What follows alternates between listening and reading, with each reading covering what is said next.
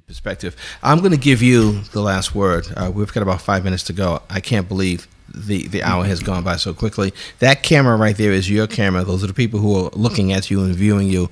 Speak to them and make your case for them to vote for you. You know, the moment that sticks in my mind in this wonderful hour was the questioner who called in, and basically she was asking, she was too polite to say it exactly the way I heard it, but it was, can I trust you? Are you going to forget me? I can tell you that as I've campaigned around this Commonwealth, it almost doesn't matter what town or city I'm in, what region I'm in, or what issue I'm dealing with. As I leave the room, someone's going to pull my sleeve and say, don't you forget us.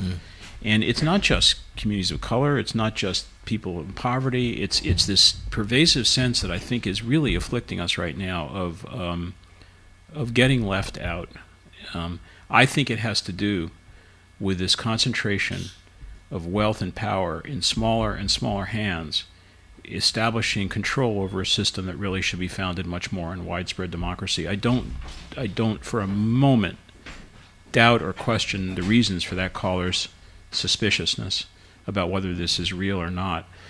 It's hard as a candidate to answer in a way that your viewers, you may be convinced, but I'll tell you, I am deeply, deeply troubled by the direction of a nation that's begun to lose track of the foundational ideas that that in a proper democratic society, everybody is in, everybody gets to play, everybody's got authority, and that your problem is in some sense mine and mine is yours.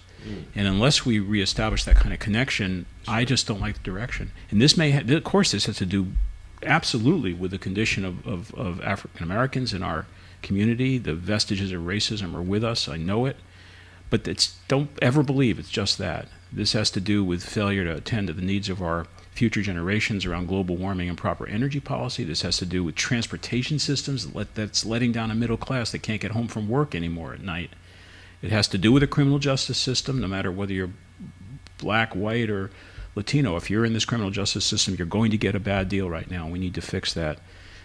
I think it's a mistake to let the erosion of the sense of control in people who really need to be reassured.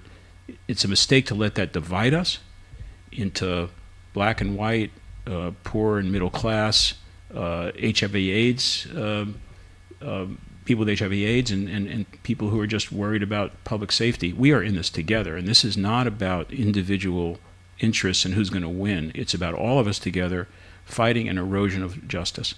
And my candidacy is based on that. That is why I want to be governor. I want to be able to talk about that out loud, and I've seen too much in Washington and far too much in the economy in which people are trying to pretend that these problems aren't there. I won't pretend. If I'm governor, we will aim to end hunger in this Commonwealth. We will try to end homelessness. We'll try to end poverty. We will work to make sure that everybody gets a fair shake to participate in the economy, and we'll make sure that people that feel excluded start to have a chance to be included. That's a grassroots candidacy, by the way. There's no way I can get elected up the normal political structure. That's for my opponents to do. For me, I've got to find people like you who care about creating that kind of society and are willing to join together in a grassroots effort and say, it's time for the people to have some voice here.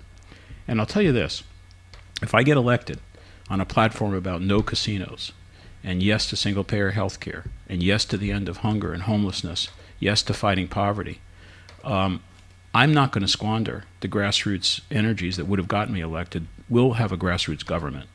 And access to the governor's office and to the centers of power is going to be there.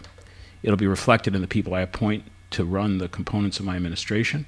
They'll have the diversity and the complexion and the knowledge that we have distributed all over the Commonwealth, and there's going to be an open door.